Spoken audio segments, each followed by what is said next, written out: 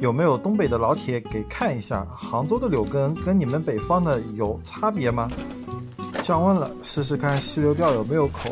刚才在马路边的溪流啊，打了一个窝，吃了个早饭，过来整2杆。饵料用的是野战蓝气，单开，杆子长度2.4米，线组是小乌钓，钩子用的是1号金秀。也不知道是不是季节的原因，窝子里没见大鱼，都是这种小鱼。哎，来了！第一个看看是啥，小柳根，都不用看漂，直接解口。哎呀，双飞了，双飞小柳根。柳根这种鱼在杭州我就没钓到过大的，听说北方的柳根2两的都有。